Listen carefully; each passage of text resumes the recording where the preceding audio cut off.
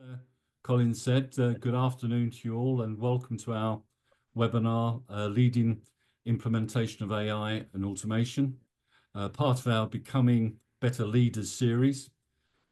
As Colin said, please introduce yourselves on chat and also do add what you hope to get from the session today, and also note to use chat for any questions you might like to raise, and we will cover as many as possible during the presentation.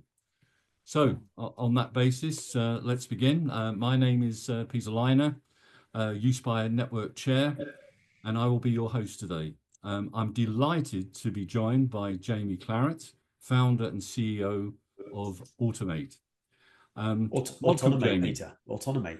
Automate, yeah. Freudian slip already. Golly, I hope that's the last one. So welcome, Jamie. Please tell us about your background and how you got involved with AI and automation in the first place. Sure. Thank you very much. So nice to see you, Peter, and everyone else who's joined.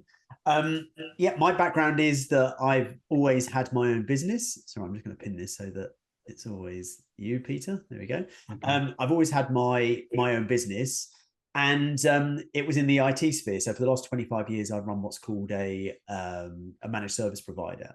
And about 4, 5, actually more than that, 6 or 7 years ago, we started to automate a lot of what we did within that business. And at the time, I thought, my God, why is every business not doing this? Because it's amazing. It saves time, it saves costs, it's more efficient and things like that. So basically spent a few years after that doing a lot of research, a lot of learning, and ended up starting a business called Automate. So where we do kind of intelligent business automation.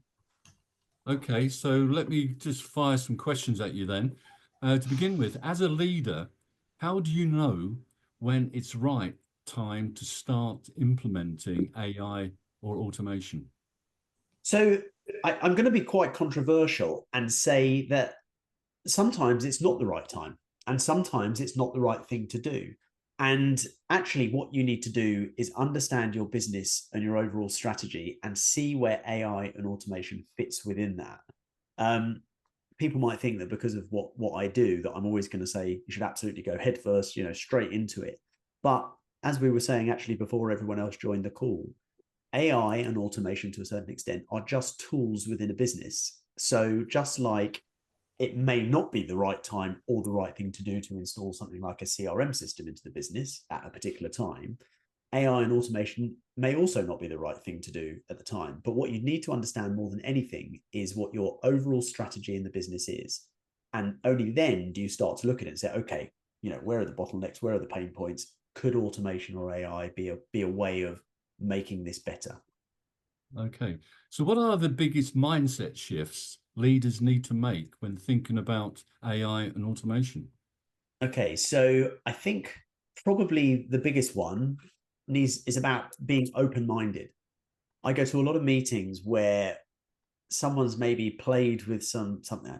Let's talk about ChatGPT because everyone's heard of it and probably tried it or used it. They've tried it and they've played with it and they've done a couple of things with it and it hasn't really they're not that impressed with it, or they're very defensive about what they do and their business and things like that. And you come across things like, well, it will never replace what we do, or this is not going to help us in any way whatsoever, which I think is the wrong mindset. I think really what you want to have is a mindset of openness and change, where you can look at it and say, well, okay, how could our business change if we were to use this? There's this concept of zero-based thinking. There's a fantastic article that someone sent me a week or so ago.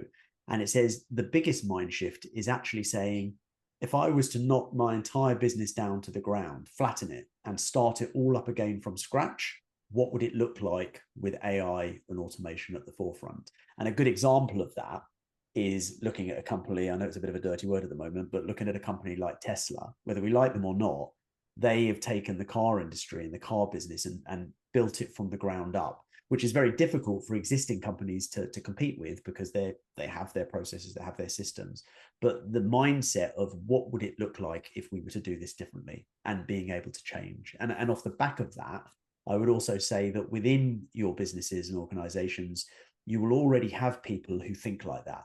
And those are the people that I would encourage to get their ideas and their thoughts because they're already thinking, further ahead. Okay, then, but how can leaders cut through the hype and focus on meaningful long-term implementation? So this is the biggest challenge I think that most of the leaders and businesses that I speak to are facing. So there is so much noise out there at the moment. I'm in this world.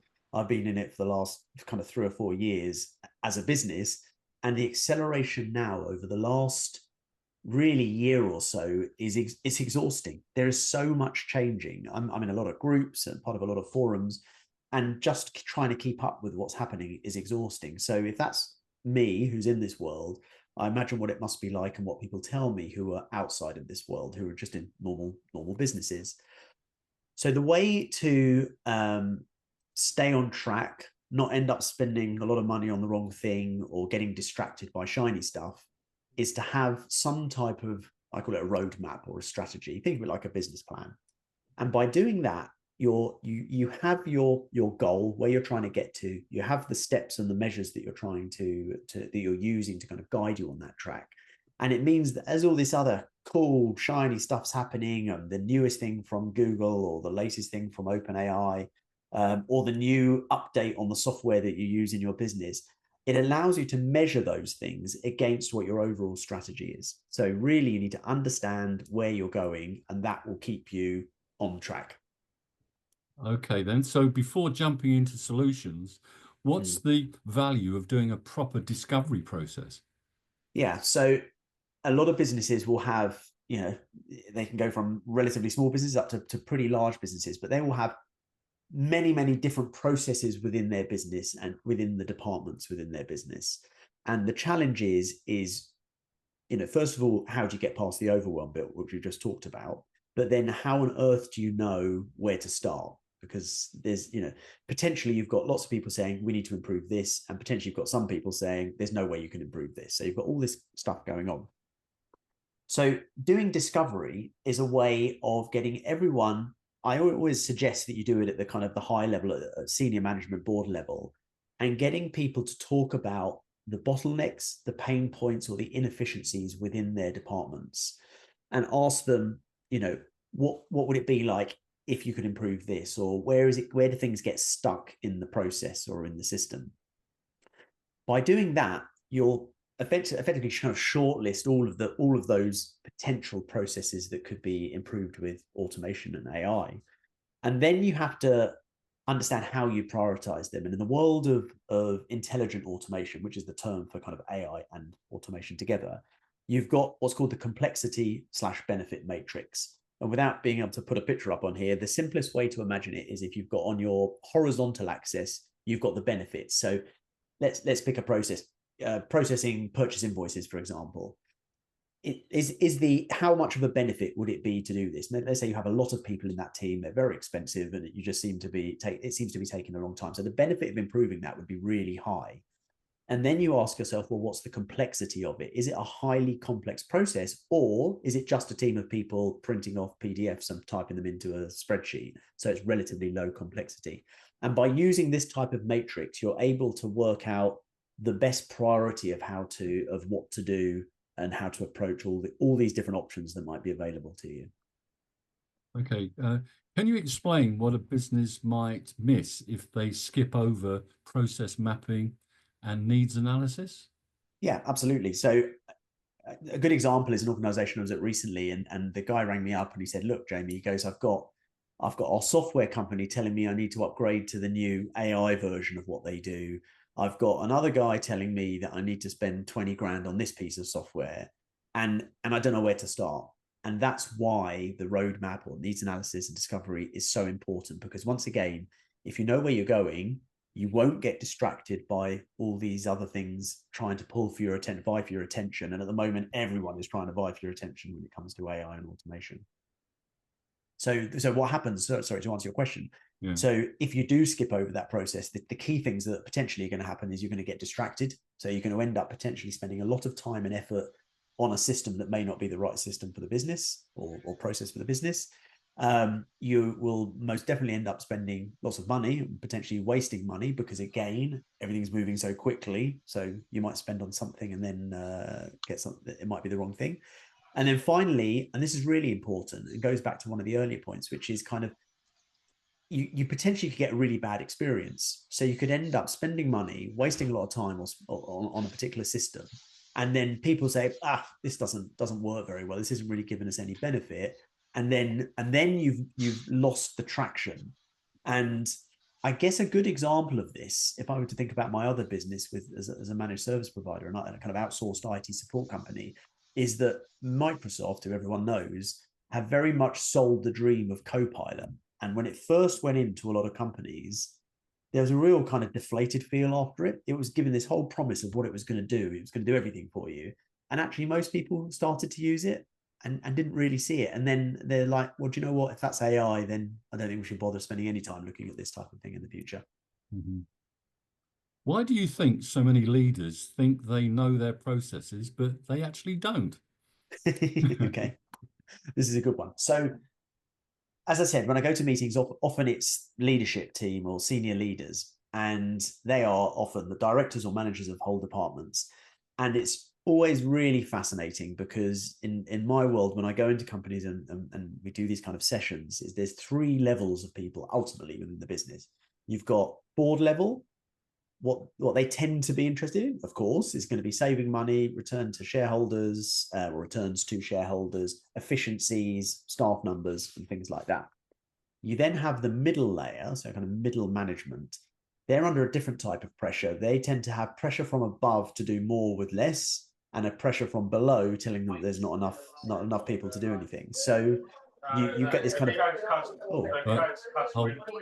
think you might Could need we to all mute. mute, please? We've got someone. Could they mute? Okay. There we go. Sorry, Jamie.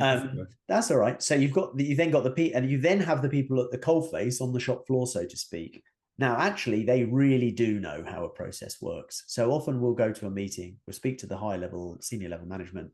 They'll tell us about a particular overarching process, but when it comes down to the shop floor, it turns out that it's, I wouldn't say completely different, but there's a lot more to it. There's a lot more happening than maybe they thought of at the top. So I always think back to that TV show, Back to the Shop Floor, that they used to be on, where you actually go and have a look at what's really going on. But it's why you need to involve different levels within this process, and often the people at the coalface or on the shop floor will know better where the bottlenecks are. So I really do encourage people to talk to them, to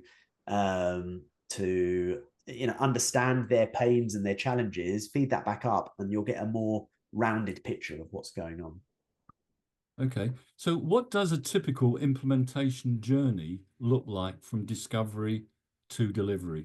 Yeah. So the very first stage, really, unless someone has a very, very specific process in mind, the very first bit is what we've talked about, which is needs analysis and creating a roadmap. After that, we go through the matrix as I described, and you end up with a short list of a few potential processes to look at with intelligent automation. So on that basis, you then use a business analyst to understand the process. And one thing that's really important for people to understand is that a process, what we would describe, what all of us would describe as a process, is people in an office doing something. That would be the process. And people should be mindful of the fact that the human process is often very different to what can be done technically and what would need to happen technically. So the first bit, the discovery part, is about analyzing that process, getting what's called the as is. So as the process is currently done, and this is very much literally a workflow, Jamie picks up an invoice, he types it into Excel, it then goes through to finance and having swim lanes of where all this stuff is moving around and how it's happening. When we do it, you then solutionize and create what's called a 2B. So what is this process going to look like once we start to implement some intelligent automation into it? That gets signed off by the client, and then it goes into development. It then goes into systems integrations testing to make sure that we can integrate correctly with the live systems. And then it goes into user acceptance testing, and then it goes live. But it doesn't stop there. It's really important to note that it doesn't stop there. A lot of people think you build something, you put it out there, and that's it. The reality is that there's so many moving parts with these things that it's constantly monitored, managed, and looked after, or should be, because if you start to rely on these new types of system, and this is something that people need to think about, if you're going to implement a system that processes all your invoices, for example, as a simple example, if that stops for any reason, that could cause a massive hold up or bottleneck in the business. So it's really important that people understand what happens if it stops, what to do in the meantime whilst it's potentially being repaired, and how to handle that, because as more and more businesses start to implement more and more intelligent automation, effectively those processes are going to become part of a digital system. And it's important that businesses do the risk kind of management on that as well, and understand what happens if there are problems. Okay, so what's the role of a roadmap in ensuring that the implementation actually sticks and delivers value? Yeah, so I always liken it to a business plan. So I'm sure we've all heard that, a lot of people think that a business plan is a nice thick document, looks pretty, and then you put it in the drawer and leave it there, which is the worst thing you can do. A business plan is a living, breathing object, and a roadmap is exactly the same, because really what you're doing is you're fine-tuning your first kind of opportunities. You've developed those opportunities based on the longer term or mid to long term roadmap. But then what you do is revisit and say, okay, did this work well? How could we improve it next time? What did we learn from it? What are we not going to do next time? What's the feedback from the staff and the teams? And it becomes an ever evolving document to ensure that you stay on track and you're constantly improving. Okay, so how do you balance quick wins with longer term strategic automation goals? Yeah, the matrix that I mentioned before is effectively kind of broken down into 4 quadrants, and it's the combination of Right. that someone's just fallen off their Can we chair. stay on mute? Oh, yeah, looks like we're okay now. Yeah. Where the particular opportunities sit within that matrix will determine the order of what you do. So one of them is the quick wins. So that's going to be the ones which are high benefit and low complexity. You then want to start planning for the longer term things. These are the ones that are going to have a really big benefit, but potentially are highly complex. You then move into the kind of low hanging fruit. So not so much benefit, but also pretty low complexity. And finally, the very long-term improvements, which are going to have a little bit of benefit and are potentially not so complex. So it's all about using that matrix to come up with a plan and how you prioritize and order those things.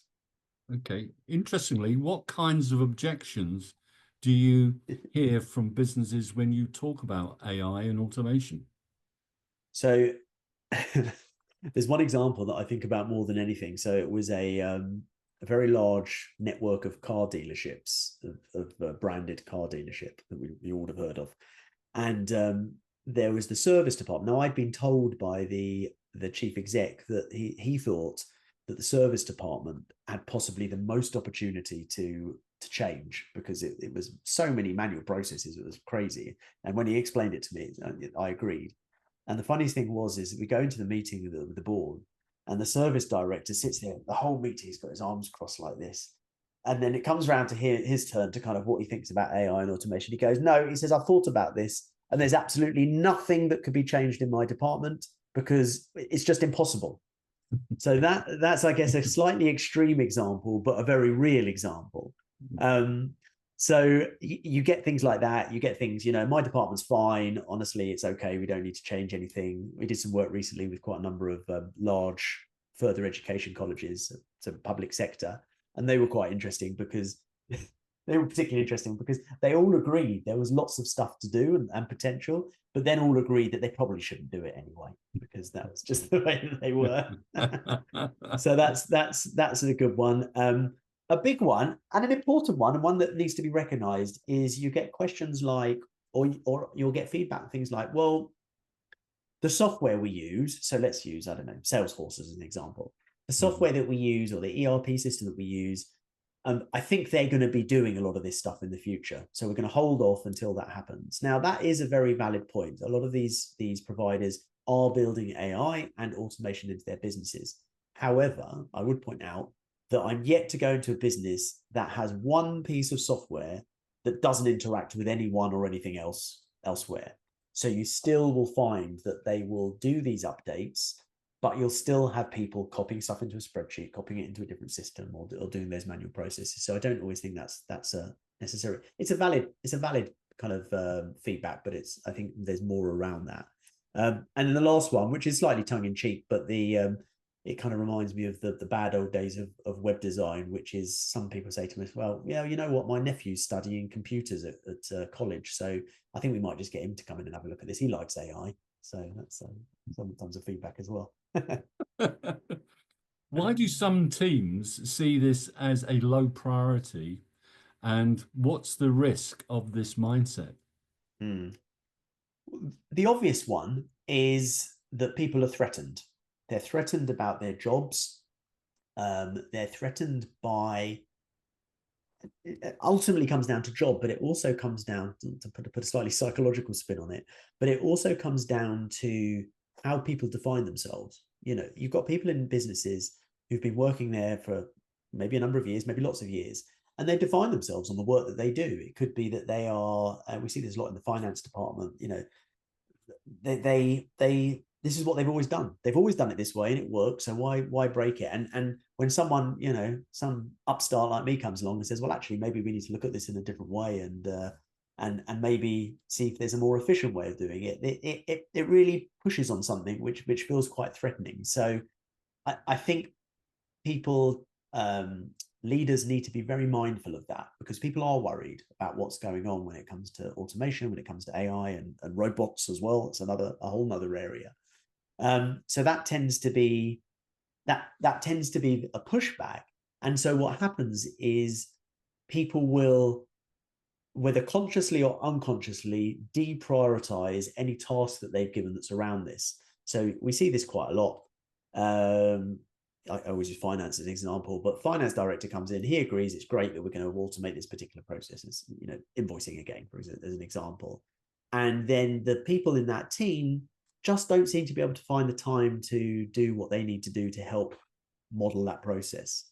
And we call them blockers. They really are putting everything in the way to block it. And what you get there is you get a situation where there's frustration from the leadership team because they want to move forward with these things. Frustration from us when we're doing it because we need that information to do it. And it's difficult. So the way to resolve that with whoever you work with is to try and we always do like weekly heartbeat meetings with clients, because by doing that, and you want to get everyone involved in those meetings, because by doing that, the potential blockers can see that they are being observed and they need to be moving things forward. And the leaders also know what's happening as well, because often they can give it someone else to do, and then they get frustrated because nothing's happening. But this keeps everyone on track. Okay, so that then leads on to how can leaders get buy-in from their teams and shift from resistance to curiosity? Yeah. One of the things that I've seen, which is really nice, is people saying to their teams, their staff, no one's losing their job. I know that can be quite categorical in terms, and maybe that's not what they want to do, but I think if they genuinely don't want that to happen, then they should tell their staff that. We've been doing this for quite a number of years. We've not had clients do this to remove staff, and I can say that with that kind of hand on heart. They are doing it to grow without having to take on more and more staff. The biggest challenge is that it's difficult to find good staff. Staff, of course, are expensive. A different generation of people are coming into the workforce now who don't necessarily want to do some of this kind of mundane, boring work. They want to be doing stuff that's interesting, and so there's that. So I think being very open with people about that is very important. I think the other thing that's important is to get the buy-in from your teams. And what I mean by that is encourage them to be curious and to experiment. When I stand in front of teams and talk to them, there'll always be a few people who are really excited by this. They go home, they're using ChatGPT, they're messing around with creating images.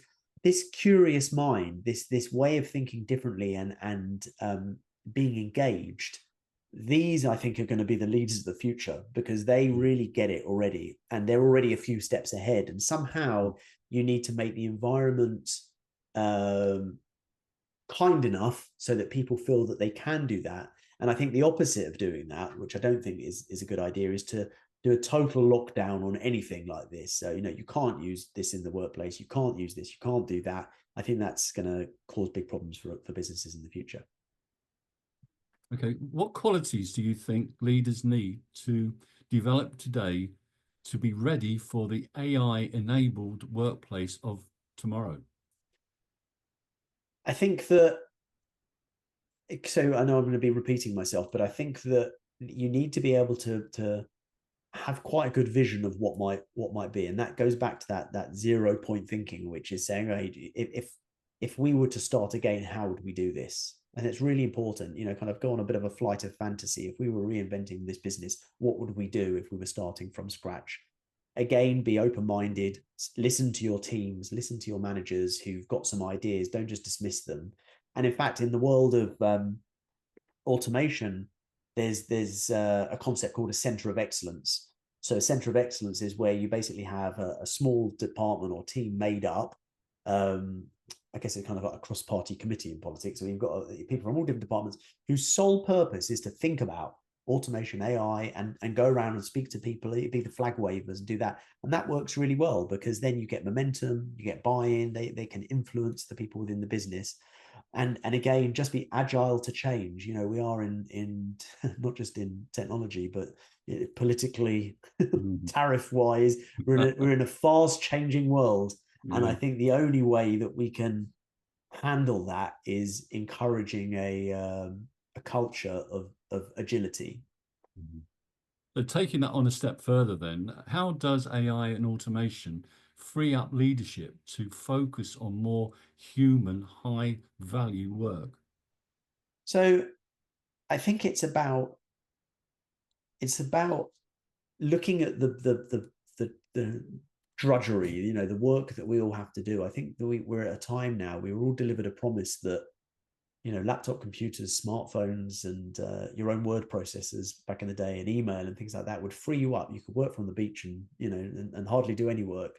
But I think the reality is what's happened is that's actually piled on more work to people than we've ever had before. You never escape it. You go home and you're still working.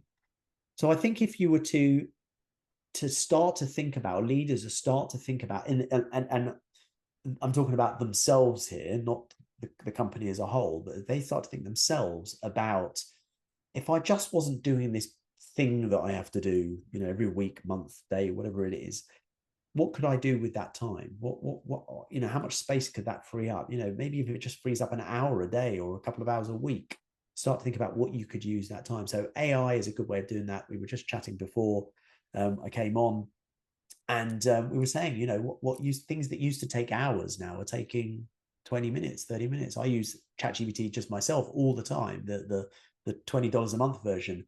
And when I look back at some of the stuff that I do on a day-to-day basis now, it would have taken days to do. And now it takes, hours, and allows me to be more creative with it as well. Okay. So what's one piece of advice you'd give a leader who's feeling overwhelmed by where to start? Okay. Sit down and have a cup of tea first. That solves everything. Or not something stronger than that? Maybe, yeah, maybe. But I ask this question. So I say, if you were to wave a magic wand and fix just one thing in your work today, what would that change instantly? So kind of ponder on that. So joking aside, have a cup of tea, go away, get out the office for a half an hour, and sit down and ask yourself the question: if you could wave a magic wand and fix one thing in your work today, what would change instantly? And then the follow-up question to that is, what's stopping that from happening? Because that gets your mind into a mindset of, well, how could we do this differently? Or maybe there's a different way of approaching that. And basically come up with the three top reasons off the top of your head of why it's not happening. And you can repeat that for other things, but that's my advice. And that gets you into the right mindset and thinking about these things. Okay. Well, I think we've come to that point now to get some audience involvement. So do we have any questions from the attendees that they'd like to ask Jamie?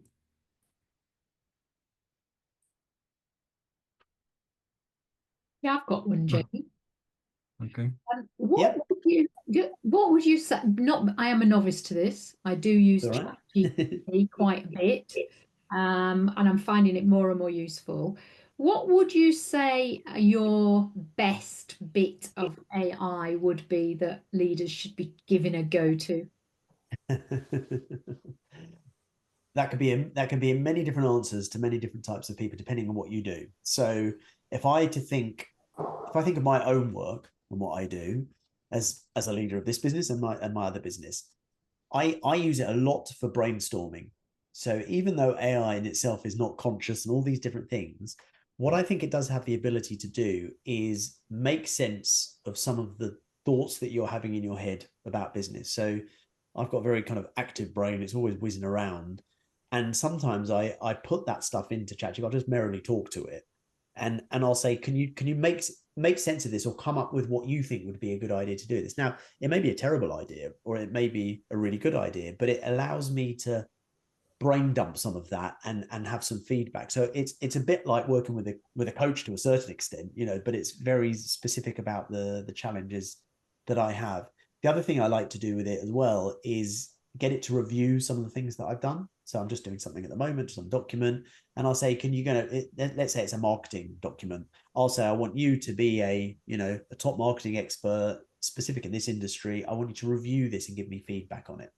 And that's quite a nice way to get to do that, or get it to draft things as well. I often more than just often, I will get it to draft that first bit. Stops you get a writer's block. It gives you the kickoff. It gets you going. Yeah, it's all, and I'm hearing this word. It's all in the prompt, isn't it? It's all in It's all in the prompt. Yeah. Yes. Hey, good, Absolutely. good tips. Thanks. I'll give those a go. That's all right. Another question we have, Jamie, is Tim's asked, what automation software do you work with?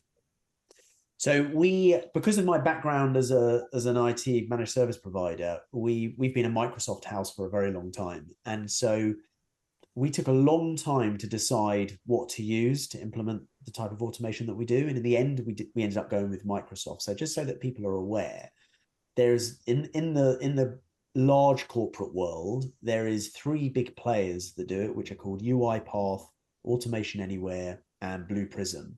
But they are designed and priced very much for these very, very large companies. And the problem is they tie you into some pretty big licensing right from the start before you've even done anything. What we really loved about Microsoft is that, and we use their Power Platform and Power Automate in particular, is that it's a pay as you grow. So you effectively, as you do more, you start to increase the licenses as you grow, just like with all their other products. And it gives you a way of getting into that. And what I would say is that if companies here, if people are already using some of these other tools, UiPath is probably the biggest, then actually it's worth looking at Microsoft, because it can very much do everything that these other tools can do now, and it's getting better and better. So we use that, and we use that in combination with OpenAI via Microsoft Azure, which means that we get access to all of the back-end capabilities of OpenAI that most people aren't aware of, image recognition and all kinds of different things. Yeah, coming back to another question that Amanda raised earlier on in the interview, she said she'd love to get some tips on how to use AI on day-to-day basis to save the time and spark my thinking. Yeah, so I think that was the question that Amanda asked. So using things like ChatGPT as a way to, it's about kind of prompting it well to get into the habit of prompting it well to get you the results that you need. Another one that people have started to use in a way that maybe it wasn't necessarily expected is if people haven't used Google's Notebook LM, which was kind of a lot of people talking about probably a few months ago. Notebook LM is again a free tool from Google. You can do all the things you can do with ChatGPT in terms of uploading documents. You can point it towards websites. You can point it towards YouTube videos. And what it will then do is create a two-person podcast, a male and a female presenter, both American, unfortunately. But you can't change the country. But they will then do a podcast about the stuff that you've given them. Now, I've seen so many different ways that people use this. One of the ways that's quite interesting is you transcribe a meeting. So you could actually transcribe this meeting that we're having here and this presentation that we're having here, put it into Notebook LM, and then it will create a 4 or 5 minute podcast about the meeting. And it's really interesting as a way of getting a different perspective. So I've sent it to clients sometimes after a meeting, and it's helped them come up with other ideas, because having two people talk about the thing that you're trying to learn about or understand can be really quite mind-blowing. Okay. Okay, have we got any more questions from the audience? Jamie, I've got a question for you, which is the typical one that often gets answered, and that is the whole principle of governance, ethics, and also the importance of trying to keep it human, because it's easy with the AI to go down that path of everything looking very sort of automated off the back of ChatGPT. How do you make sure you keep it human? Okay, so in terms of governance, things like that, it's very important that before people go down the road of using AI and automation and things like that, they check this out. Different businesses will have different levels of governance and security they require. And using AI and automation is no different. So it should go through the normal channels that you would check out should whether it was a new software system or a new IT system. When it comes to the human element, you have the concept of human in the loop. And this is really, really important thing. So I'll give you two extreme examples. So one is a colleague that I know who also runs an IT company. And what he's decided to do is have all calls answered by AI and actually go through the first bit of triage with an AI voice. Now, in principle, this sounds like a great idea because you can have the first line of support. And it's very impressive how it supports, and answers questions. But the feedback is that I just want to speak to a human. It's a little bit too formulaic still. It's good, it's getting better, but it's a little bit like when you ring up the bank and you just get so frustrated and want to throw the phone across the room because you just want to speak to a human. Whereas there's someone else actually that I spoke to, excuse me, this morning, and they had a really nice idea, which is when someone drops off a basket on their e-commerce site, have the AI call them and say, look, if you need some extra help, we can help you. And then if they say yes, it passes them through to a human to deal with that. So it's a nice bit of blending between AI and humans. And in terms of processes, general processes, it's always our recommendation that you do not automate absolutely everything within the process. You keep the human in the loop. So it could be they need to review certain things, they need to sign off certain things, because if you just put everything through it, you do then open yourself up to risks. Andrean's raised the point about Notebook My's podcast is really impressive, and Peter made the point, well, perhaps we could do that for this meeting, send out a podcast too. But we are in fact recording this, so you will all get a recording of the meeting. I should have made that point at the start. So we've still got time for questions. If there's anyone else that would like to raise a question while we've got Jamie with us, please do. Hey, Jamie, it's Alistair here. Oh, two at once. Go for it. Okay. So I've got a question I've just put into the chat for Jamie. Can you provide an example of early adapters to AI who successfully implemented AI to streamline sort of back office sort of tasks? So I work in the food industry, manage sort of 3 large seafood manufacturing sites with huge amounts of work, in the back office, transactional sort of work. Do you have examples where this is being implemented successfully, and what sort of return on investment have you seen? Yeah, absolutely. So there's lots of examples I can use. So I say it's simple, but a simple thing that most people can understand. So I use finance in this first example. So purchase invoice processing is one of the processes that happens in most businesses, and is often one of the most repetitive and high volume, depending on the nature of the business. So we have a client where I think there's about 1,000 or so purchase invoices coming in every month. They did have a couple of people whose full-time job was to basically download them from emails, type them in their case, I think it was into a spreadsheet. They then had to get that approved and then type that into their ERP system. So that's an example of where that has been totally automated. They still have an approval process, but it's a much, much quicker approval process. It's not spreadsheets. It's a more user-friendly type interface.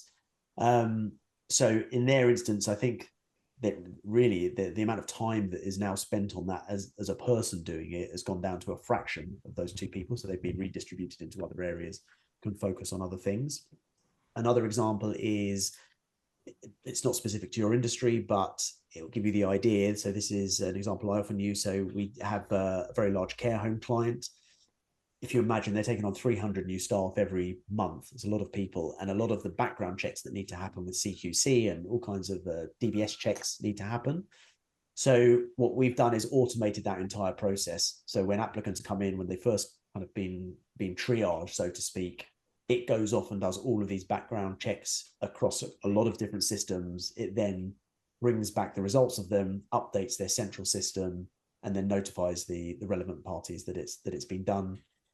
I could go on and on. There's lots of examples. Basically, if you have people sitting, the simplest way I describe it is if you have people sat in front of computers, typing stuff in or moving data from one system into another, whether that's from paper into a system or whether that's from a spreadsheet into a different system, that can be automated, and it can be intelligent as well. Things like the invoice processing is using AI, because you imagine of 1,000 purchase invoices, they might have 100 different suppliers.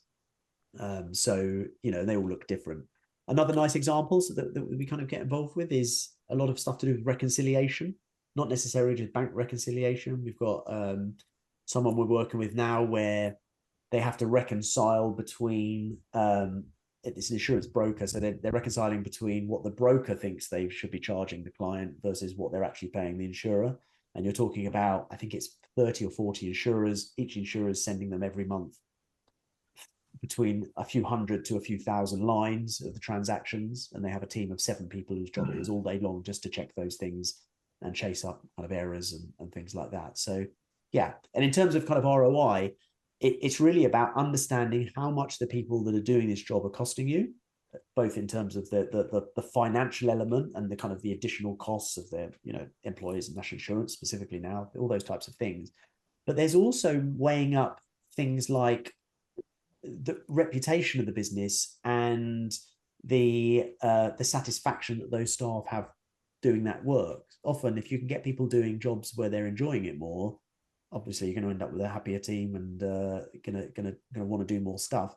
And reputation-wise, I was at the client recently, and they were talking about what seemed like quite a small thing to me, but they said if this was all to do with logistics and shipping and shipping brokers, if they got this one thing wrong, the reputation just goes out the window. So it was a really, really important. They have 3 people full-time checking 3 times every single process, every single kind of transaction. That's how important it is to them. So yeah, it could be however you choose to measure it.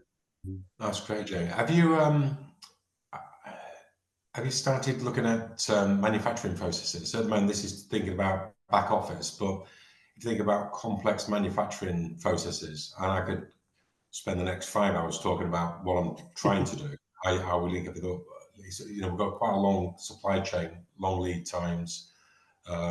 I can see this working on things like EPOS data, so where you've got electronic point of sales at store, how that creates demand back at the manufacturing sites and a bit further into the supply chain.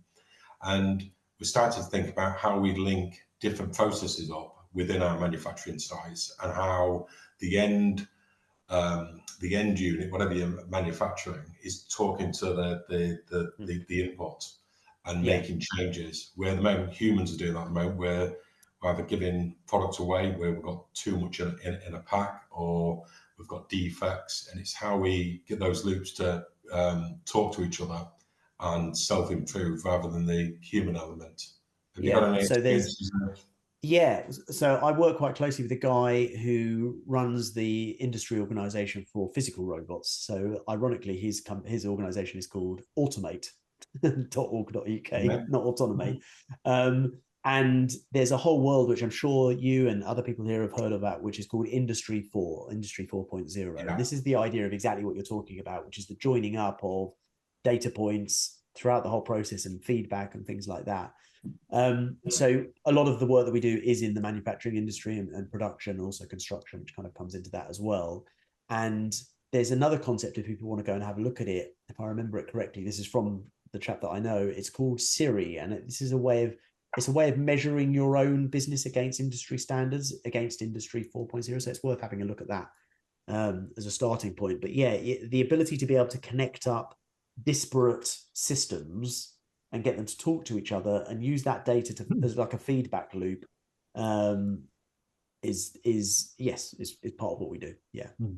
Do you have any reference sites that would be open to, say if you know a manufacturing site that's doing this quite well?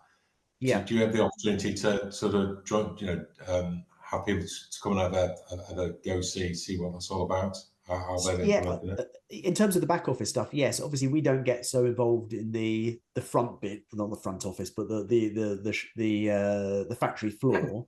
But I'm sure I can share with Peter some stuff afterwards, and he can send that off to whoever wants to see it. Okay. Yeah, super. Thank you. Right. Well, thanks, Jamie. Time is pressing on. Thank you. The questions are now rattling in, so if you could bear with me. I'll stop talking so much. No. Here's a question from Julian. Hi, Jamie. How can we ensure AI tools don't inadvertently ingest or retain sensitive IP or client data during use? AI tills, did you say? AI tools. Oh, tools. Okay. Happy to clarify if need be. Hello, Jamie. Hello, everyone. Hi, Julian. In my role, I'm often asked this by clients as an MSP. We tend to advise using an acceptable use policy to stipulate that your team do not put any client data in an AI tool. I'm aware that you can turn off learning mode on the likes of ChatGPT and Copilot. And we use Copilot within our 365 tenant, but it's more your field. So I thought I'd throw the question your way. Hi, Julian. I realize I haven't spoken yet, but yes. Okay, so you're advising the right things in terms of ring fencing client data. Now, the way to do this is as you've described. So on things like ChatGPT, if you have OpenAI, if you use the Plus version or the Pro version, it will contain the data within your tenant. It's not going to go outside of that. And the same applies for Microsoft Copilot as well. It will just stay within your tenant. One of the bits of advice that I always give, rightly or wrongly, is there's other models out there. So people have heard of AI models like Google, Gemini. You've got Llama, which is by Meta, who own Facebook and Instagram and that type of thing. And I always come back to this, even with my MSP hat on, I come back to this, which is what's the motivation of the company that's providing you this service? Now, things like Microsoft and OpenAI, you're paying them for a productivity tool. That's how they make their revenue and what you're doing with them. Tools like Google and Meta, often it's free or very, very low cost. And the reason is because ultimately they want your data. That's how they train their business. That's how they target you. Your data is valuable to them. So I always think that's an important thing to bear in mind. I think you're going to end up in a world, or we are ending up in a world where you've kind of got shadow IT or shadow data. So a good example, if anyone's used Dropbox, when Dropbox first came along, a lot of companies were saying, well, you can't use Dropbox because it's not, you can't put your business data in it. But there was a really cool tool, if you're a partner, like we used to be with Dropbox, that you could search for the company domain name and it would show you that actually all of the company data was already in Dropbox. People were already using it. And I think that you're going to end up here as well with AI. I think there's going to be, it's a fine balance between restricting what people do and what people are going to do anyway, because people are going to use the tool that they want to use. So it's a bit of a balancing act. Not sure if that answers your question, but it does. Thank you. It's an ongoing conversation. I'd love to talk to you more about it. We put app protection policies on MDM profiles that limit the ability for people to copy data out of a business app into something like ChatGPT. And encourage them to sign up. But then that grey IT model is always going to be a challenge where people in your team just take it on themselves to copy, paste, and take it anywhere. Thanks. Okay. No worries. Well, thank you, Julian. Thank you, Jamie. Now, I'm conscious of time now. So as I mentioned earlier on, there is a recording that will be passed on to you. And all the questions that have now been raised that we've unfortunately run out of time to cover, we will cover those after the event. So if I could just bring your attention to the fact that our next live event is in London on May the 1st. So see the link in the chat to register. And if you would like further help, please visit our website, which is www.uspiregroup.com. And I didn't realize I was going to get some background music, but where you can sign up for our future Become a Better Leader series. So with that, Jamie, many, many thanks for your time. Thank you. To all of you, many thanks for your time joining us today, and see you all again soon. Bye for now. Cheers. See ya.